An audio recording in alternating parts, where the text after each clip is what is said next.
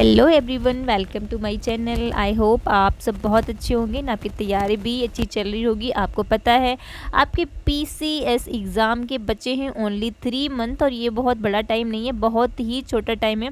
अभी आपको बस सिर्फ और सिर्फ प्रैक्टिस करनी है, जितनी प्रैक्टिस हो सके उतनी प्रैक्टिस करिए। और मैं आपको बता देती हूँ कि जीएस वर्ल्ड का जो भी यूपी पीसीएस के लिए प्री टेस्ट सीरीज़ 2026 का है, उसका ये टेस्ट नंबर 3 है। इसमें सब्जेक्ट आपका इंडियन पॉलिटी हो जाएगी और जनरल स्टडीज़ हो जाएगी। इससे पहले मैं इसके 2 टेस्ट करवा चुकी हूँ। उनके मैं हर एक दिन, पता है, डेली हम लोग 50 क्वेश्चन करते हैं और उसको डिटेल में, हर एक क्वेश्चन को डिटेल में करते हैं। जो भी जितना हो सकता है मैं डिटेल में पूरी बताने की कोशिश करती हूँ ताकि कुछ भी छूटे ना। ठीक है, चलो बिना देरी करते हुए फिर क्वेश्चन को स्टार्ट करते हैं। और मेरा मानना है कि अगर आप एग्ज़ाम सच में क्रैक करना चाहते हैं, अपना टाइम जो है ना सच में आप कहते हैं सेव करना चाहते हैं, इस अटेम्प्ट में आप निकालना चाहते हैं, तो आपको टेस्ट लगाना ही पड़ेगा। और जितने टेस्ट लगाएं उतने कम ही हैं आपके लिए। मैं बस इतना करवा देती हूँ, 50 करवाती हूँ, ये काफ़ी आपके लिए नहीं है। इसके बाद भी आपको खुद से भी करने हैं। कभी कभी क्या होता है कि हम खुद से क्वेश्चन कर तो रहे होते हैं लेकिन हमें समझ नहीं आता और हम सिर्फ पढ़ लेते हैं और हम आगे बढ़ते जा जाते हैं। तो इसीलिए ये प्रैक्टिस सेट देखना भी ज़रूरी ये हो जाता है, क्योंकि वो अपने आप कर रहे हैं, अच्छी बात है। लेकिन अगर आप देखते हैं ना तो आपकी जो विजुअलाइजेशन और जो आपकी सुनने की क्षमता है ना वो बढ़ जाती है, आपको अंडरस्टैंडिंग बढ़ जाती है। तो इस वजह से ये 50 क्वेश्चन अगर मैं करवा रही हूँ, ठीक है, तो इनको आप समझ लेंगे। इसके बेस पर आप पॉलिटी के जितने भी टेस्ट होंगे ना, आप वो करने जाएंगे तो आपको चीज़ें अच्छे से समझ आ जाएंगी। बस यही होता है आसान, मतलब पढ़ने का तरीका। अच्छा, एक बार आप देख लें फिर खुद से करें तो अच्छी से प्रैक्टिस आपकी हो जाती है। फिलहाल देरी करूंगी नहीं, मैं आपको क्वेश्चन पर ले चलूंगी सीधे। क्वेश्चन आज हमारा हो जाएगा 100 नंबर का। इससे पहले हम 1 to 50, 50 to 100 कर चुके हैं। अब हमारा हो जाएगा 100 to 101 to 150 तक चलेंगे। ठीक है, तो हमारा क्वेश्चन पहुंच गए हैं हम, कहाँ पर है, 100 नंबर का। आ गए हैं 101। ठीक है, इससे पहले क्वेश्चन जो है ना हम लोग कितने कर चुके हैं, तो 100 तक कर चुके हैं। अब हमारा आज 101 to 150 पर रहेगा। ठीक है, ओके, क्वेश्चन पढ़ते हैं क्या है। नीचे 2 कथन दिए गए, कथन और कांड को देखना है। ओके, कथन कहता है कि लोकसभा का विघटन होने पर सभी विधेयक समाप्त यानी कि लैप्स हो जाते हैं। क्या यह बात सच है? नहीं भाई, क्वेश्चन को समझिए क्या लिखा। अगर लिखा होता है कि लोकसभा का विघटन होने पर लोकसभा के सभी विधेयक, अगर लिखा होता है कि लोकसभा के सभी विधेयक समाप्त हो जाते हैं तो ये कथन करेक्ट हो जाता। लेकिन यहाँ पर ऐसा नहीं लिखा हुआ, यहाँ पर लिखा हुआ कि लोकसभा का विघटन होने पर सभी विधेयक समाप्त हो जाते हैं।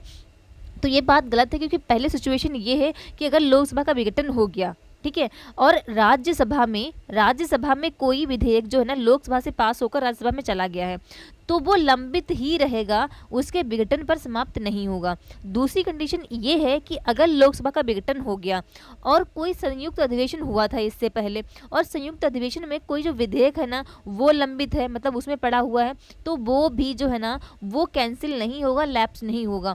2 सिचुएशन मैंने आपको बता दी, ऐसी और सारी सिचुएशन होती हैं जिनमें लैप्स नहीं होगा। लेकिन हाँ, अगर लोकसभा विघटन हो गया, लोकसभा में कोई विधेयक आया था, वो जरूर कैंसिल हो जाएगा। तो यहाँ पर पहले स्टेटमेंट हमारी गलत हो जाएगी। कारण कहता है कि क्योंकि लोकसभा विधायी प्रक्रिया का अनिवार्य अंग है। ये बात तो सही है कि लोकसभा विधायी प्रक्रिया का अनिवार्य अंग तो है, लेकिन ये बात सत्य नहीं है कि भाई कि सभी विधेयक जो है ना वो कैंसिल हो जाएंगे, लैप्स हो जाएंगे। तो हमारा क्या हो जाएगा, यहाँ पर ए गलत है लेकिन आर बिल्कुल करेक्ट है, तो डी ऑप्शन बिल्कुल सही हो जाएगा। अगला देखेंगे क्या है क्वेश्चन है, सूची फर्स्ट को सूची सेकेंड से सुमेलित करना है। तो सूचियां ही सीधे देखेंगे बिना टाइम वेस्ट करते हुए। लोकसभा से संबंधित तथ्य हैं और संबंधित तथ्य, अनुच्छेद और व्यक्ति, इनसे मिलाना है लोकसभा। ठीक है, लोकसभा का अधिकतम कार्यकाल आपको पता है कि 5 वर्ष का होता है, क्योंकि लोकसभा का इलेक्शन जो है ना, इनका जो है ना वो डायरेक्ट प्रत्यक्ष रूप से चुनाव होता है, तो इनका 5 वर्ष का होता है।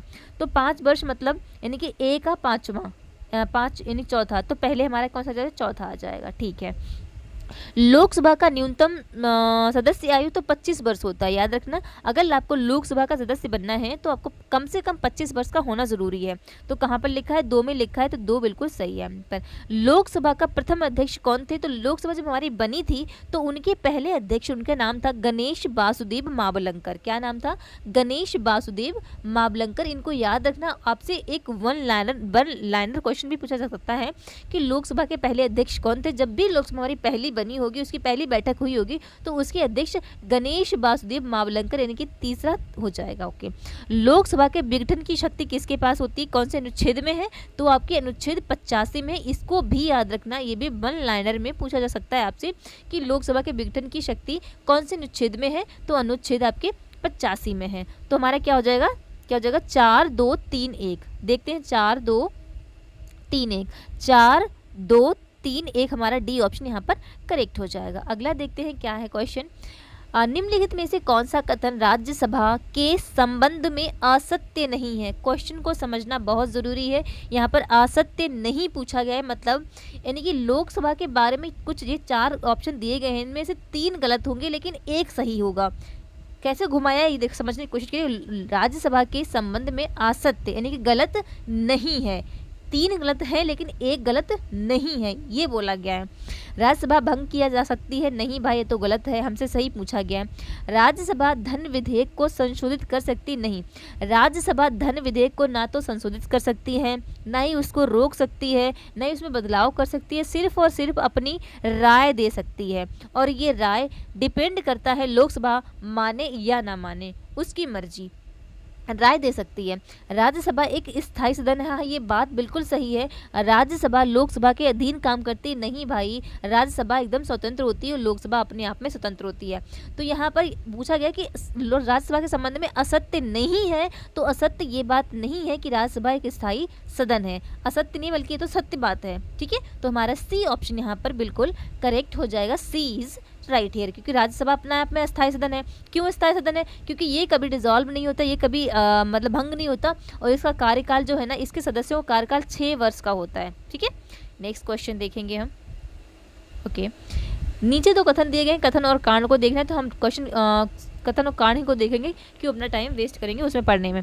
कथन कहता है कि लोकसभा की तुलना में राज्यसभा को अधिक स्थायित्व प्राप्त है। बिल्कुल बात सही है, लोकसभा कभी भी भंग हो सकती है लेकिन राज्यसभा जो है ना वो परमानेंट होती, भंग नहीं होती, तो ये बात बिल्कुल सही है।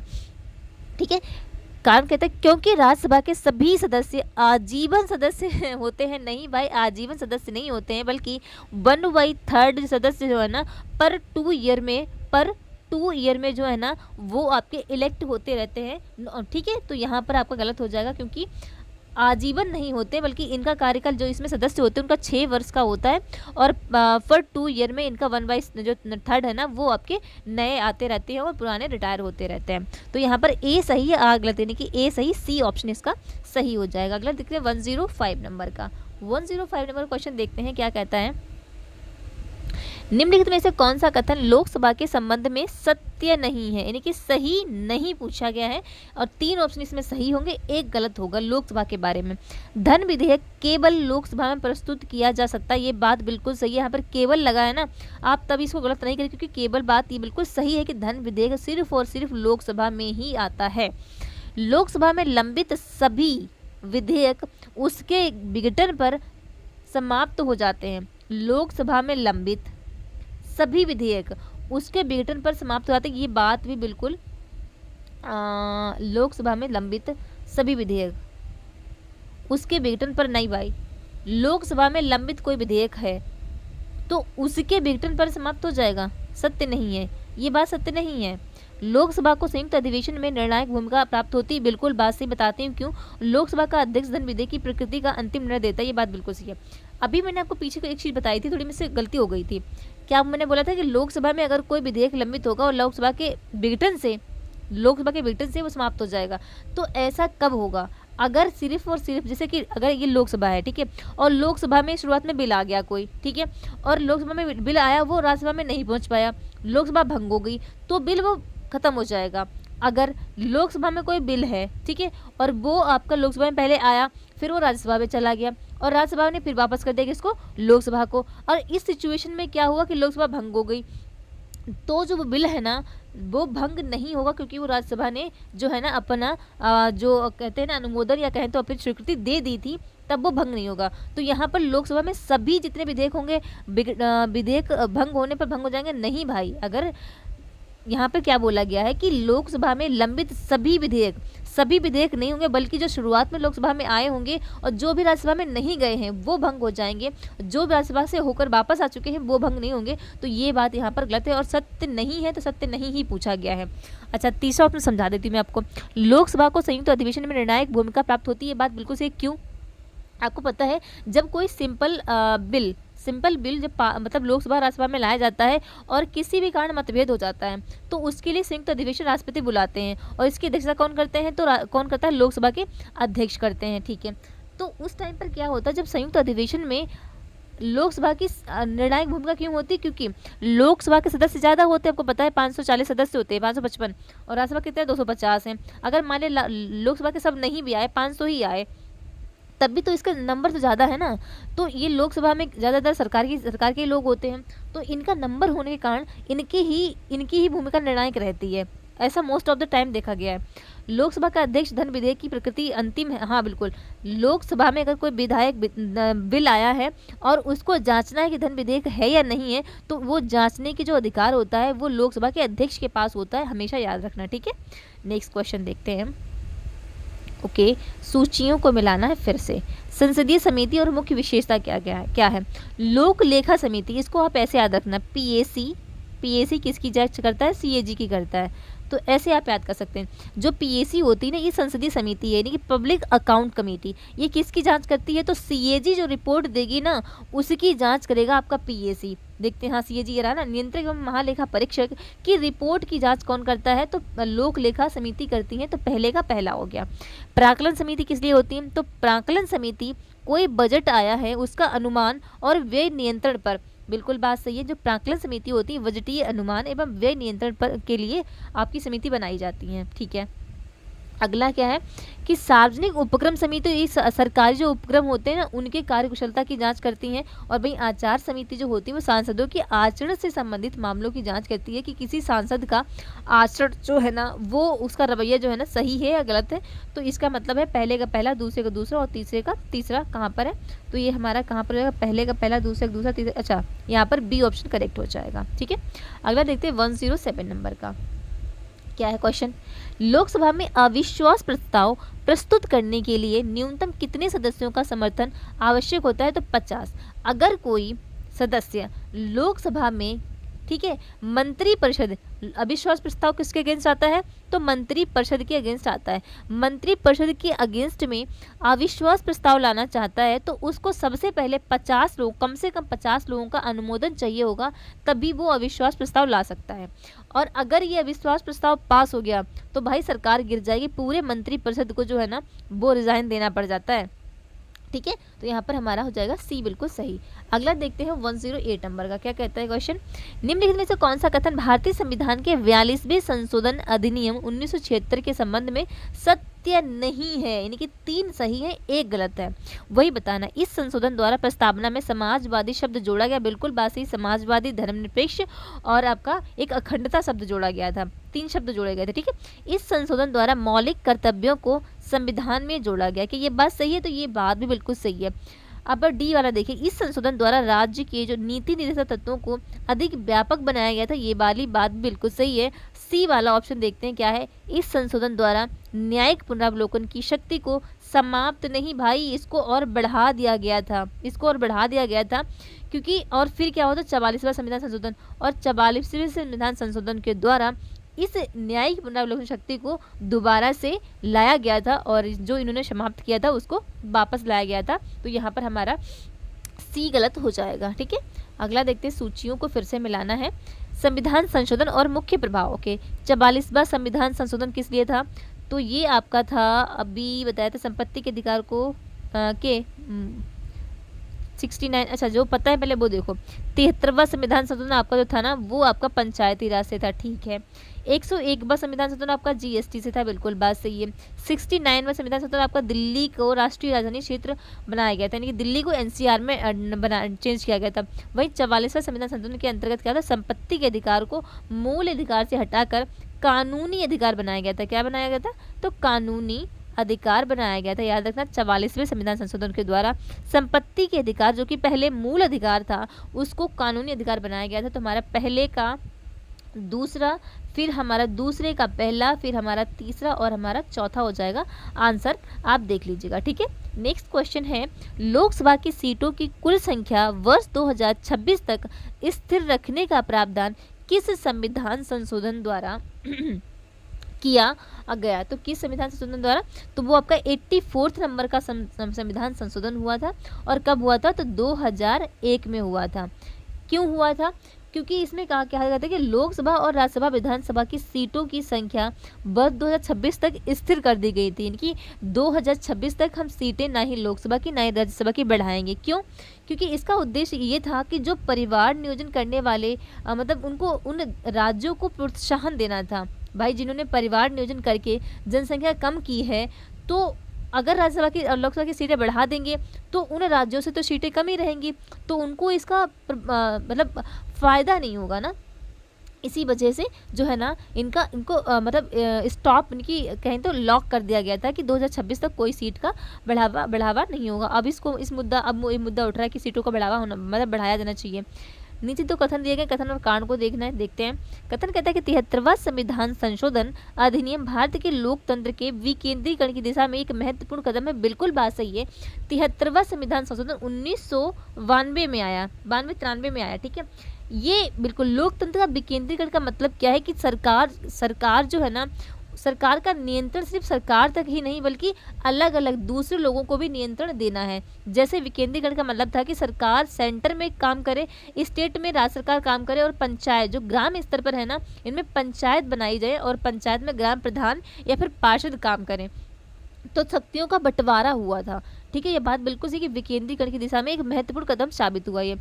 कारण कहता है क्योंकि इस संशोधन द्वारा पंचायती राज संस्थाओं को संवैधानिक दर्जा प्राप्त हुआ। कथन और कारण दोनों सही हैं और ये व्याख्या भी करते हैं, तो यहाँ पर हमारा बी करेक्ट हो जाएगा। 112 नंबर का क्वेश्चन है। क्या कहता है क्वेश्चन, देखते हैं कि निम्नलिखित में से कौन सा कथन असत्य नहीं है? असत्य नहीं है मतलब सत्य है, तो सत्य देखते हैं क्या। संपत्ति का अधिकार अभी भी मौलिक अधिकार नहीं, कानूनी अधिकार बन चुका है 44वें संविधान संशोधन के तहत। 44वें संविधान संशोधन ने अनुच्छेद 19F को समाप्त कर दिया। ये बात बिल्कुल सही है। संपत्ति का अधिकार संविधान से पूरी तरह हटा दिया गया नहीं, ये गलत बात है, क्योंकि कानूनी अधिकार बना दिया है। संपत्ति का अधिकार अब नीति निर्दिष्ट तत्व में नहीं तत्व में है, ये बात भी गलत है, क्योंकि वो तो कानूनी अधिकार हो चुका है। तो यहाँ पर हमारा बी करेक्ट है कि जो आपका 44वां संविधान संशोधन हुआ था उसने अनुच्छेद 19 का क्लोज फर्स्ट का सब क्लोज F को समाप्त कर दिया था, तो यहाँ पर बी सही हो जाएगा। अगला देखते हैं, सूची फर्स्ट को सूची सेकेंड से मिलाना, अनुच्छेद और विषय। क्या कहता है क्वेश्चन कि आर्टिकल 168 168 जो है ना राज्य विधानमंडल की संरचना की बात करता है, पहले का पहला बिल्कुल बात सही है। 169 कहता है विधान परिषद के सृजन और उन्मूलन, ये बात भी बिल्कुल सही है। 170 विधानसभा की संरचना की बात करता है, 71 विधान परिषद की, हाँ ठीक है। 71 जो है ना विधान परिषद की संरचना और 70 विधानसभा की संरचना, यानी कि पहले का पहला, दूसरे पहला, दूसरा, तीसरा और चौथा यहाँ पर आ जाएगा। ऑप्शन आपको आराम से मिल जाएगा, ठीक है। 114 नंबर क्वेश्चन क्या है, उत्तर प्रदेश में विधान परिषद किसी धन विधेयक को अधिकतम कितने दिनों तक रोक सकती है? तो अधिकतम 14 दिनों तक रोक सकती है विधान, क्योंकि उत्तर प्रदेश में विधान परिषद काम करती है तो ये 14 दिनों के लिए रोक सकती है।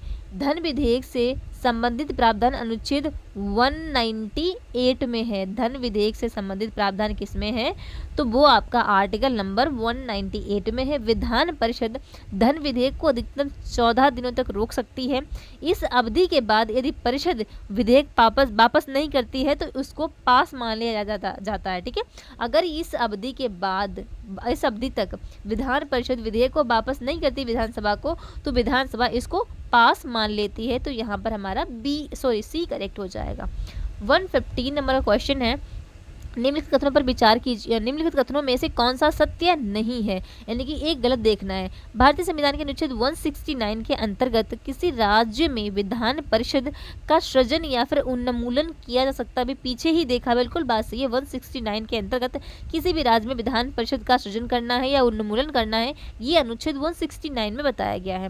विधान परिषद के कुल सदस्यों की संख्या विधानसभा के कुल सदस्यों की संख्या कि 1/3 से अधिक नहीं हो सकती और 40 से कम नहीं हो सकती। इतना भी याद रखना कि अगर विधान परिषद की अधिकतम संख्या विधानसभा की कुल संख्या का 1/3 से अधिक नहीं होगी और 40 से कम नहीं होगी। ये बहुत अच्छा मतलब स्टेटमेंट है, आप इसको याद रखना कि विधानसभा से 1/3 से ज़्यादा नहीं होगी और 40 से कम नहीं होगी। ठीक है। अच्छा, तीसरा क्या कहता है, तो दूसरे ऊपर के दोनों सही हैं। एक बार डी देखिए, विधान परिषद के गठन, संरचना और सदस्यता की संबंधित प्रावधान अनुच्छेद 171 में है। अभी पीछे मैंने बताया था ये वाला अनुच्छेद जो मिलान करने के लिए आया था, ये बात बिल्कुल सही है, लेकिन तीसरा सत्य नहीं है। क्यों? विधान परिषद के सभी सदस्य प्रत्यक्ष रूप से जनता द्वारा निर्वाचित होते हैं, ऐसा किसने कहा? जरूरी ये बात बिल्कुल नहीं है, क्योंकि परिषद की संरचना जो आपका सी वाला ऑप्शन हो जाएगा, क्यों गलत हो जाएगा? क्योंकि यहाँ पर जो है ना, विधान परिषद के सभी सदस्य प्रत्यक्ष रूप से जनता द्वारा चुने जाएं, ऐसा हमेशा सत्य नहीं होता। स्थानीय निकाय हो गए, विधायक हो गए, स्नातक शिक्षक हो गए, इनके द्वारा सदस्य तथा राज्यपाल द्वारा नामित सदस्य इसमें शामिल होते हैं, न कि डायरेक्ट चुने जाते हैं। जैसे कि आपके राज्यसभा में डायरेक्ट नहीं चुने जाते, इसी सेम ऐसा इसी में उसमें भी होता है। निम्नलिखित में से कौन सा कथन असत्य नहीं है, मतलब गलत नहीं है, तो सही बताना है। विधान परिषद को विधानसभा के समान विधायी शक्तियां प्राप्त है, कौन कह रहा है? ऐसा बिल्कुल नहीं है। विधान परिषद धन विधेयक को पूर्णतः अस्वीकार कर सकता नहीं कर सकता, सिर्फ अपनी राय दे सकता है, ना तो अस्वीकार करेगा, ना ही रोकेगा, ना ही संशोधन कर सकता है, सिर्फ राय दे सकता है। वो भी डिपेंड करता है विधान सभा के प्रति कि वो माने या ना माने। विधान परिषद केवल विलंबकारी सदन है। हाँ, ये बात बिल्कुल सही है। विधान परिषद में सिर्फ इतना हो सकता है कि कोई विधेयक अगर विधान परिषद में गया विधानसभा से, तो अपने पास थोड़ी देर के लिए रोक लेगा, मतलब एक टाइम पीरियड तक रोक लेगा, तो ऐसे थोड़े उसमें मतलब पास होने में थोड़ा टाइम लग जाएगा, है ना। तो ये बात बिल्कुल सही। विधान परिषद केवल एक विलंबकारी सदन है, मतलब उस बिल में जहाँ 2 दिन का समय लगना था, वहाँ अगर विधान परिषद चाहे, जैसे कि वो बिल आया था ना 14 दिन वाला, कि वो 14 दिन तक रोक लेगा, तो 14 दिन का विलंब हो जाएगा, और क्या हो सकता है ना। विधान परिषद को संविधान संशोधन विधेयक पर मतदान करने का अधिकार नहीं है भाई, कौन कह रहा नहीं है? ठीक है, तो यहाँ पर हमारा सी बिल्कुल सही हो जाएगा। कथन और कारण दिए गए हैं। कथन कहता है कि राज्यपाल द्वारा जारी अध्यादेश की शक्ति अस्थायी प्रकृति की होती है। अस्थायी प्रकृति की होती है, बात तो बिल्कुल सही है, क्योंकि जो राज्यपाल अगर कोई अध्यादेश जारी करते हैं तो वो अस्थायी प्रकृति के होते, क्योंकि वो परमानेंट नहीं होता, उसको बाद में जब अध्यादेश जब मतलब कोई इमरजेंसी है वो हट जाएगी ना, तो वो अपने आप में वो भी हट जाएगा अध्यादेश भी, क्योंकि अध्यादेश को राज्य मंत्री परिषद की सलाह के बिना भी जारी किया जा सकता नहीं भाई। उनकी राज्य मंत्री परिषद की सलाह के बिना अध्यादेश जारी कर दोगे, ऐसा कैसे कर सकते हैं भाई? तो यहाँ पर पहला सही गलत हो जाएगा। ऐसा नहीं, मंत्री परिषद की सलाह पर ही राज्यपाल अध्यादेश जारी करते हैं। ठीक है, नेक्स्ट है हमारा 180 नंबर क्वेश्चन। निम्न में से कौन सा कथन सत्य नहीं है? उच्च न्यायालय को रिट जारी करने की शक्ति अनुच्छेद 226 के तहत मिली है, बिल्कुल बात सही है। अगर आप सुप्रीम कोर्ट की बात करें, उसको रिट जारी करने की शक्ति आर्टिकल 32 के तहत मिली हुई है, वहीं हाई कोर्ट को रिट जारी करने की शक्ति 226 के तहत मिली हुई है। उच्च न्यायालय अपीलीय तथा पर्यवेक्षणीय क्षेत्राधिकार दोनों का काम कर लेता है, ये बात भी बिल्कुल सही है, दोनों काम कर लेता है। अच्छा, उच्च न्यायालय केवल मूल क्षेत्राधिकार का ही प्रयोग करता है नहीं भाई, मूल क्षेत्राधिकार का नहीं, बल्कि ये जो है ना अधीनस्थ न्यायालय की तरह काम कर लेगा, है ना, और उच्च न्यायालय की तरह भी काम करता है। अपीलीय, पर्यवेक्षणीय और रिट क्षेत्राधिकार इसके पास सारे होते हैं। उच्च न्यायालय अधीनस्थ न्यायालय पर नियंत्रण रखता है, बिल्कुल बात सही है। तो यहाँ पर सिर्फ केवल मूल क्षेत्राधिकार की बात नहीं भाई, इसका अधीनस्थ न्यायालय पर भी है, पर्यवेक्षणीय भी है, रिट जारी करने का भी, अपीलीय भी, सब कुछ इसका अधिकार हो जाएगा। ठीक है, 119 नंबर क्वेश्चन कथन और कारण है। फिर से देखते हैं कथन और कारण को। कथन कहता है कि उच्च न्यायालय के न्यायाधीशों की नियुक्ति राष्ट्रपति द्वारा की जाती है। तो उच्च न्यायालय की, हाँ ये बात बिल्कुल सही है भाई, उच्च न्यायालय हो चाहे सुप्रीम कोर्ट हो, न्यायालय की जो न्यायाधीश उनकी नियुक्ति जो है ना वो कोलेजियम सिस्टम के थ्रू होती है और राष्ट्रपति द्वारा करते हैं। कारण कहता है कि क्योंकि भारत में न्यायपालिका कार्यपालिका के अधीन है। अरे कौन कह रहा है भाई, न्यायपालिका स्वतंत्र है कार्यपालिका से। तो कथन सही है और कारण गलत है, हमारा फिर से सी करेक्ट हो जाएगा। फिर सूची दी गई है, सूची फर्स्ट को सूची सेकेंड से मिलाना है, मिला लेते हैं। क्या है? अनुच्छेद 214, 226, 233 और 235। ठीक है, इसका हमारा हो जाएगा यहाँ पर 214 जो है ना वो प्रत्येक राज्य के लिए एक उच्च न्यायालय होगा, यानी कि पहले का पहला। हाँ, अनुच्छेद 214 कहता है कि प्रत्येक राज्य के लिए एक हाई कोर्ट होगा, तो पहले का तो पहला हो जाएगा। अनुच्छेद 226 का कहता है कि हाँ 226 से पीछे था मैंने आपको कि जो राज्य जो हाई कोर्ट होते हैं ना वो आपके रिट जारी करने की शक्ति होती है, तो हाई कोर्ट के पास 226 यानी कि दूसरे का दूसरा हो जाएगा। अनुच्छेद 233 कहता है कि जिला न्यायाधीशों की नियुक्ति से संबंधित ये अनुच्छेद है, तो यहाँ पर 235 अधीनस्थ न्यायालयों की बिल्कुल बासी, पहले का पहला, दूसरे का दूसरा और तीसरे का तीसरा, चौथे का चौथा हो जाएगा। 121 देखते हैं कि निम्नलिखित में से कौन सा कथन असत्य नहीं है, मतलब गलत नहीं है, सही देखना है। पंचायत चुनाव का संचालन भारत का निर्वाचन आयोग करता है, कौन कह रहा है भाई? नहीं, राज्य निर्वाचन आयोग करवाता है पंचायतों का चुनाव। यहाँ पर भारत निर्वाचन आयोग नहीं, राज्य निर्वाचन आयोग करवाता है। पंचायती राज में महिलाओं के लिए 1/3 आरक्षण की गारंटी है, बिल्कुल बात सही है, ये बात बिल्कुल सही है। पंचायती राज में महिलाओं के लिए 1/3 आरक्षण है। पंचायती राज 42वें संविधान संशोधन द्वारा लागू किया गया, ये बात बिल्कुल गलत है, क्योंकि 44वें संविधान संशोधन नहीं भाई, ये आपका 73rd अमेंडमेंट, याद रखना कौन सा अमेंडमेंट है, 73rd अमेंडमेंट हुआ था, ठीक है। इसके लिए 1993 में ग्राम सभा पंचायत का कार्यकारी अंग है। ग्राम सभा पंचायत का कार्यकारी अंग है? अरे नहीं भाई, ग्राम पंचायत का एक आधार है ग्राम सभा, कार्यकारी अंग नहीं है, तो ये गलत हो जाएगा हमारा। सिर्फ और सिर्फ असत्य नहीं है, यानी गलत नहीं है, तो पंचायती राज में महिलाओं के लिए 1/3 सीटें आरक्षित हैं, ये बात बिल्कुल करेक्ट है। निम्नलिखित कथनों में से कौन सा सत्य नहीं है? गलत देखो कौन सा है।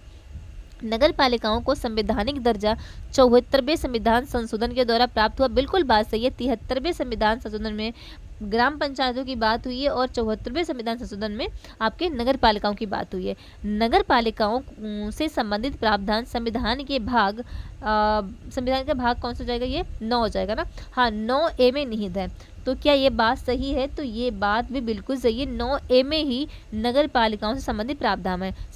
नगर पालिका गठन और सीमांकन भारत का निर्वाचन आयोग, अरे भैया नगर पालिका या फिर हो गई ग्राम पंचायतें, भारत का निर्वाचन आयोग नहीं भाई, राज्य का निर्वाचन आयोग करेगा, तो ये बात गलत है और सत्य नहीं है।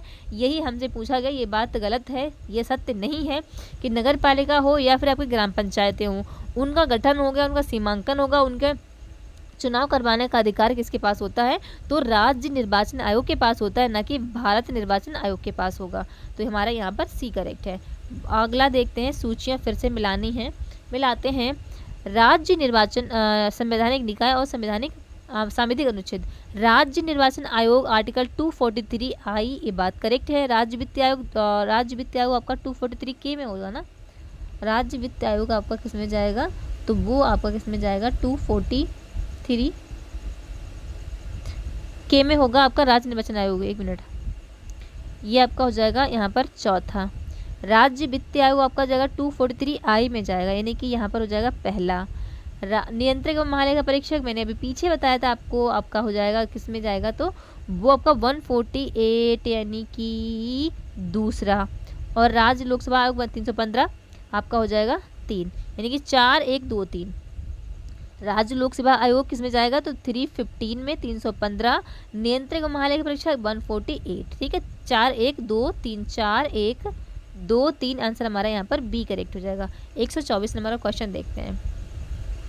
नगर पालिका परिषद के सदस्य संदर्भ में निम्न कथनों पर विचार कीजिए, सही कूट चुनिए। नगर पालिका परिषद का अध्यक्ष जनता द्वारा प्रत्यक्ष रूप से चुना जाता है, जरूरी बिल्कुल नहीं है। नगर पालिका परिषद का जो अध्यक्ष होता है वो अप्रत्यक्ष और प्रत्यक्ष दोनों तरीके से चुना जाता है। कुछ राज्यों में मतलब हर राज्य का अपना अपना नियम है इसके लिए, है ना। तो इसमें सबके लिए बोला तो सबके में ऐसा नहीं हुआ, तो पहला गलत हो जाएगा। मैं पहला गलत इसका मतलब आंसर निकल के आ गया हमारा। दूसरा और तीसरा बिल्कुल सही हो जाएगा। नगर पालिका परिषद में कार्यकारी समिति होती है, बिल्कुल बात सही है। नगर पालिका परिषद का निर्वाचन राज्य निर्वाचन आयोग द्वारा कराया जाता है। देखो सही लिखा हुआ है यहाँ पर, भारत नहीं इन्होंने लिखा। अगर लिख देते भारत निर्वाचन आयोग करता है तो अब गलत हो जाता है यहाँ पर। ठीक है, 125 का क्या है? भारत में नियंत्रक एवं महालेखा परीक्षक सीएजी को किसके द्वारा नियुक्त किया जाता है? तो राष्ट्रपति नियुक्त करते हैं। सीएजी को राष्ट्रपति नियुक्त करते हैं। अगला देखते हैं, निम्नलिखित में से कौन सा कथन असत्य नहीं है, यानी कि गलत नहीं है। राज्य लोक सेवा आयोग के सदस्य राष्ट्रपति द्वारा नियुक्त किए जाते हैं, क्या ये बात बिल्कुल सही है? तो असत्य नहीं है, गलत नहीं है, असत्य नहीं है पूछा गया है ना। ठीक है, राज्य लोक सेवा आयोग एक संवैधानिक निकाय है, एक संवैधानिक निकाय है, ये बात भी बिल्कुल सही है,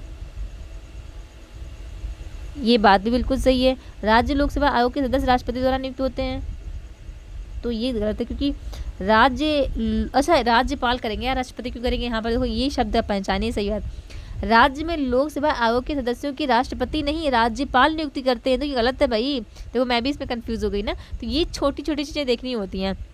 राज्य लोक सेवा आयोग का गठन 73वें संविधान संशोधन 73वें में कहाँ हुआ? वो तो पंचायती राज का हुआ ना। राज्य लोक सेवा आयोग राज्य सरकार के अधीन काम करती है। राज्य लोक सेवा आयोग राज्य सरकार के नहीं भाई, ये स्वतंत्र होती है, संवैधानिक पद है, याद रखना, संवैधानिक है। अभी लिखा है राज्य लोक सेवा आयोग एक संवैधानिक निकाय है, तो ये किसी के अंडर में काम नहीं करती, स्वतंत्र होती है। हमारा यहाँ पर बी बिल्कुल करेक्ट हो जाएगा। ठीक है, नेक्स्ट है, क्या है? आयोग संस्था स्थापना वर्ष राष्ट्रीय मानवाधिकार 2003 में आया, कहाँ पे लिखा हुआ? नहीं 1993 में आया, तो पहले का यहाँ पर लिखा भी देखो, राष्ट्रीय मानवाधिकार इनके मानवाधिकार संरक्षण, ये आपका चौथा हो जाएगा।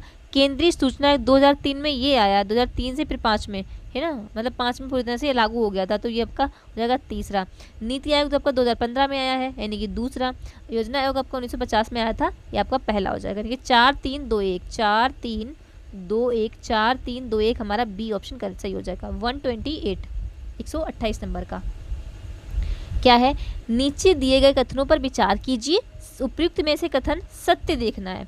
उत्तराखंड में मानवाधिकार आयोग की स्थापना 2013 में हुई है, जो राज्य स्तर पर अधिकार संरक्षण करता है, बिल्कुल बात सही है। लोकायुक्त संस्था मुख्य रूप से भ्रष्टाचार निरोधक है, लेकिन सभी राज्यों में अनिवार्य नहीं है, कि ये बात बिल्कुल सही है, तो ये बात बिल्कुल सही, सभी राज्यों में अनिवार्य नहीं है। महाराष्ट्र में लोकायुक्त 1971 में स्थापित हुआ, जो सबसे पुराना है, ये तो ये बात बिल्कुल सही है, तो यहाँ पर हमारे पहले, दूसरा और तीसरा यानी कि तीनों बिल्कुल यहाँ पर सही है, डी ऑप्शन सही है। 129 देखते हैं, नीचे दिए गए कथनों में से कौन सा असत्य नहीं यानी गलत नहीं है? गलत जो नहीं है यानी कि सही को देखना है। राष्ट्रीय अनुसूचित जनजाति आयोग की स्थापना 2004 में हुई, जो जनजाति विकास पर फोकस करती है। नहीं, 2003 में स्थापना हुई, 2004 में लागू हुआ था, 2004 में मतलब प्रभावी हो गया था, प्रभावित रूप से लागू हो गया था, स्थापना 2003 में हुई थी, तो ये पहला गलत हो जाएगा। असत्य नहीं मतलब गलत नहीं है, सही पूछा गया तो पहला तो नहीं हो जाएगा, पहला गलत यहाँ पर है, तो हमारे पास दो ऑप्शन कटे गए। कौन कौन से कटे गए? तो ये गलत है क्योंकि पहला होगा ही नहीं सही, और ये भी नहीं, पहला इसमें है। दूसरा और तीसरा देखते हैं। केंद्रीय सतर्कता आयोग मुख्य रूप से सरकारी कर्मचारियों की निगरानी करता है, लेकिन निजी क्षेत्रों को शामिल नहीं करता, बिल्कुल बात सही है। लोकपाल अधिनियम 2013 में पारित हुआ, लेकिन 2023 तक पूर्ण रूप से अभी भी लागू नहीं हो पाया है, बिल्कुल बात सही है। दूसरा और तीसरा इनकी बी ऑप्शन करेक्ट हो जाएगा। 130 नंबर का क्वेश्चन है, ठीक है। 130 नंबर का क्वेश्चन क्या है? निम्नलिखित में से कौन सा कथन राष्ट्रीय विकास परिषद से संबंधित नहीं है?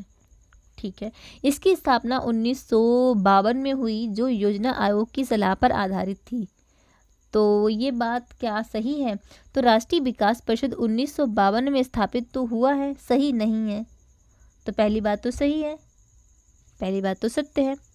यह केंद्र और राज्यों के बीच समन्वय करती है, लेकिन नीति आयोग के बाद भंग हो गई। नहीं, कहाँ भंग हुई भाई, अभी भी काम कर रही है। प्रधानमंत्री इसके अध्यक्ष होते हैं और इसमें सभी मुख्यमंत्रियों की भागीदारी होती है, तो ये बात भी बिल्कुल सही है। इसके मतलब सही नहीं पूछा गया, सत्य नहीं है, तो दूसरा सत्य नहीं है, यानी कि बी ऑप्शन हमारा यहाँ पर करेक्ट हो जाएगा। नेक्स्ट देखते हैं क्या है। नीचे दिए गए कथनों पर विचार कीजिए जो राज्य मानवाधिकार आयोग से जुड़े हैं, राज्य मानवाधिकार आयोग से जुड़े हैं। ठीक है, सत्य पूछा गया ना। गुजरात में राज्य मानवाधिकार आयोग 2006 में स्थापित हुआ, जो राष्ट्रीय आयोग से पहले है। नहीं भाई, राष्ट्रीय आयोग से पहले नहीं, क्योंकि राष्ट्रीय आयोग जो है ना वो 1900 आपका आई थिंक 1993 में आया था। राष्ट्रीय मानवाधिकार जो आयोग है ना वो 1993 में आया था, और गुजरात में 2006 में इसको लागू हुआ, मतलब स्थापित हुआ। तो ये पहले कैसे हो जाएगा, है ना, बाद में हुआ ना गुजरात में, तो ये पहली बार गलत है।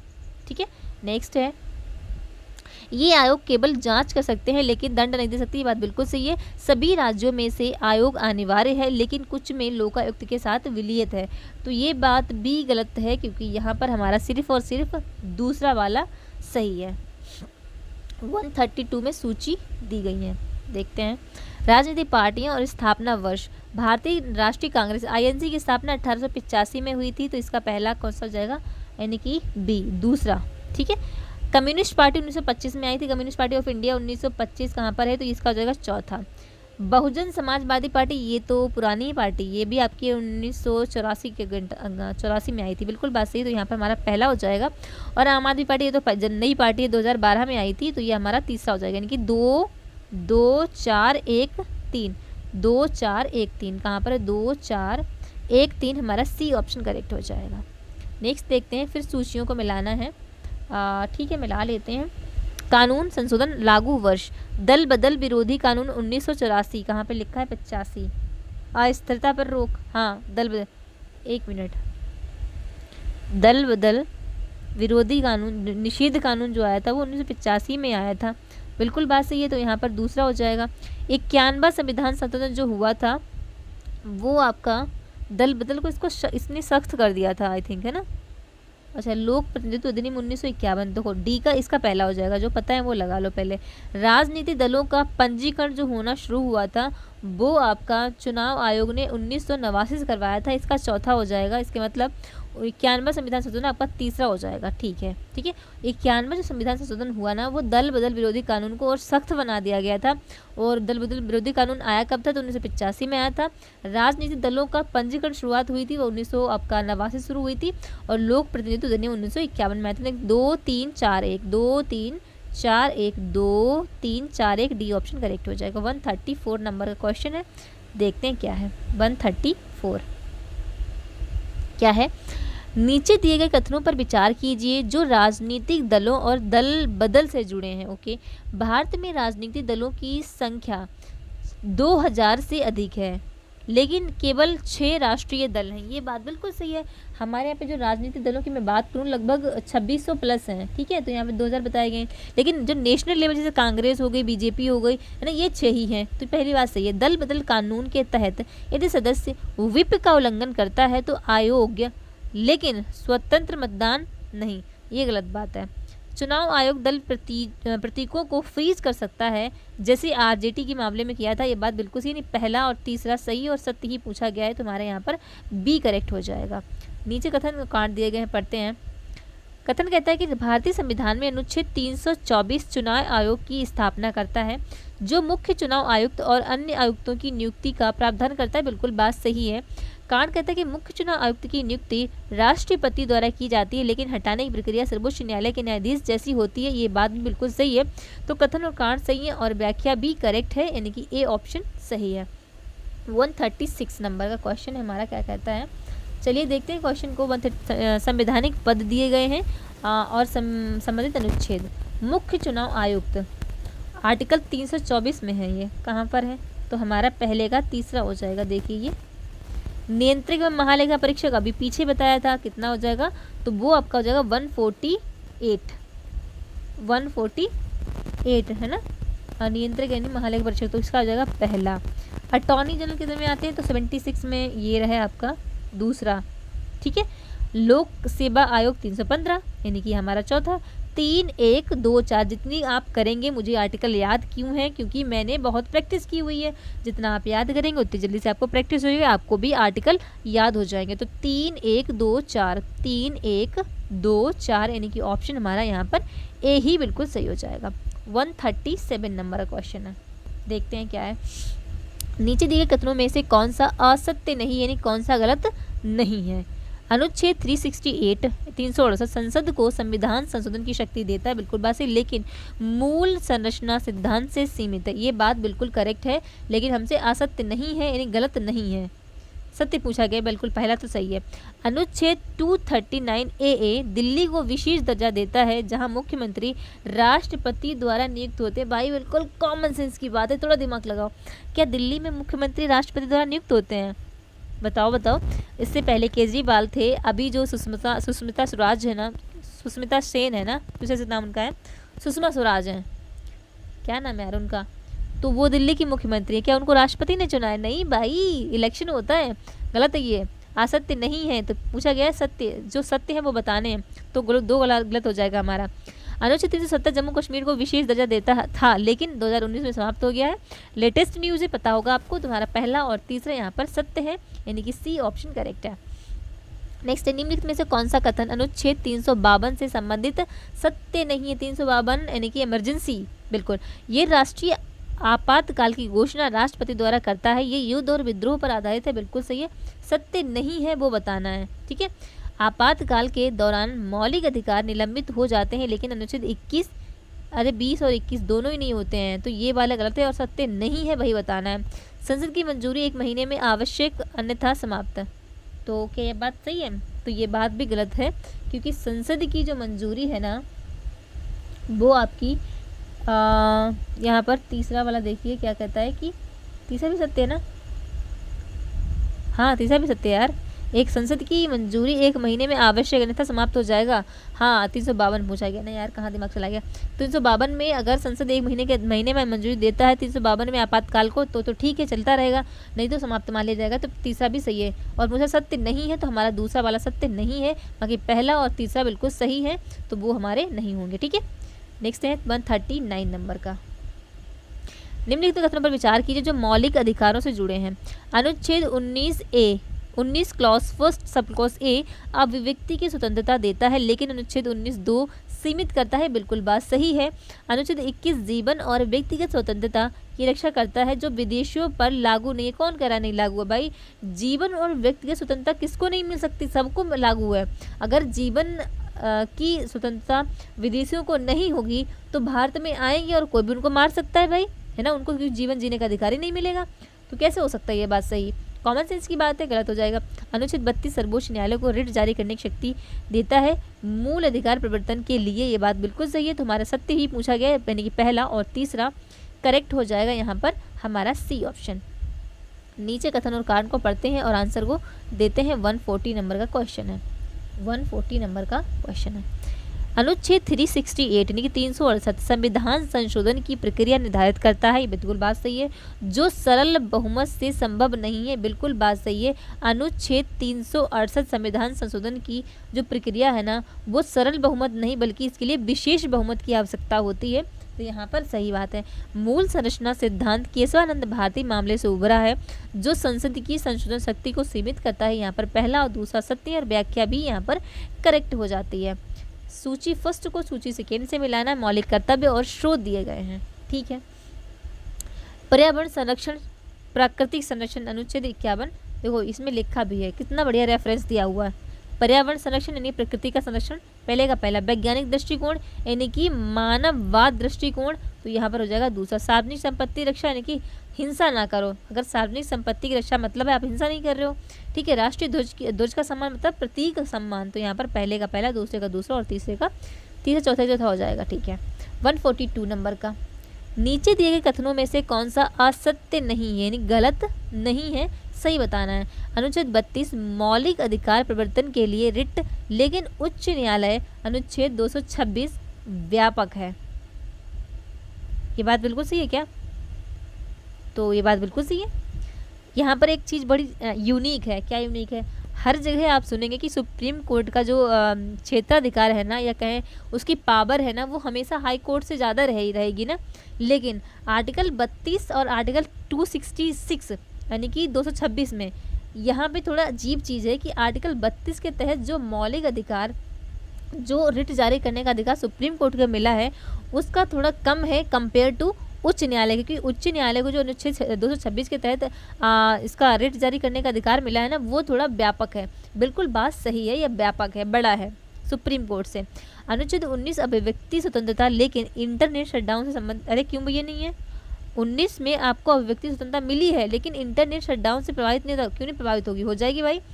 अनुच्छेद 21 में 21 गोपनीयता का अधिकार शामिल है। पुट्टा समय मामले से पहला और तीसरा यहाँ पर करेक्ट हो जाएगा।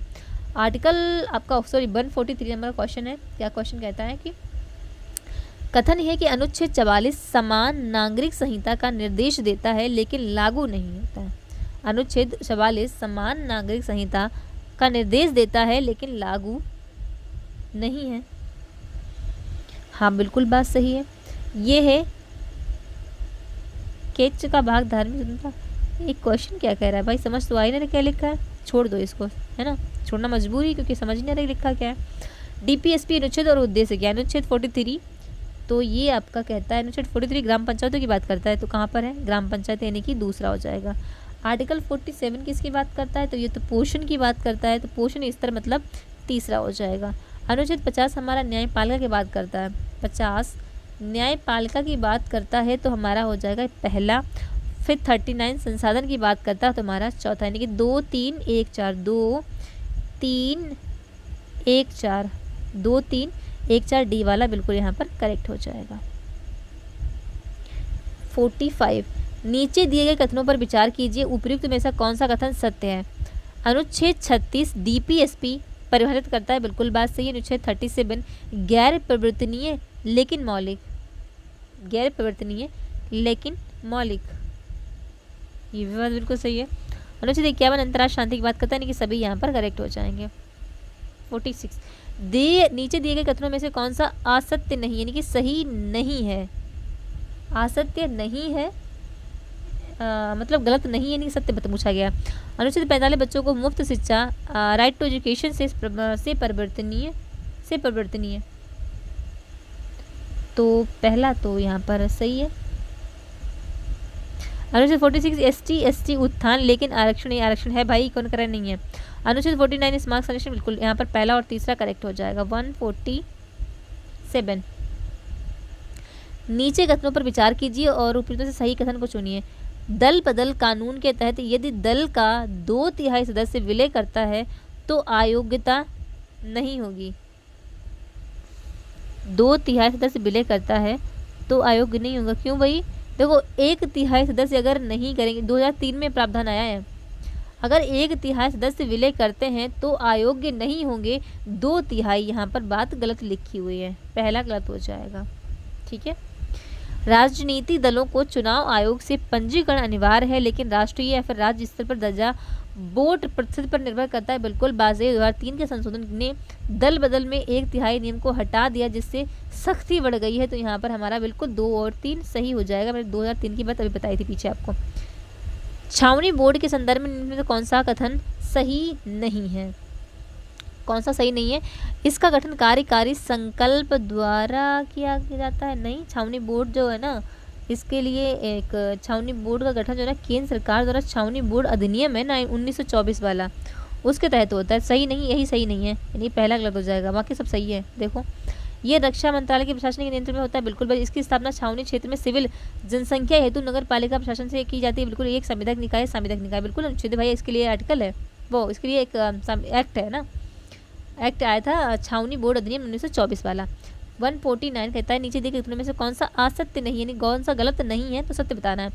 द्रविड़ मुनेत्र कड़गम डीएमके की स्थापना 1949 में हुई, तो तमिलनाडु राष्ट्र पर आधारित है, 1949 में हुई है।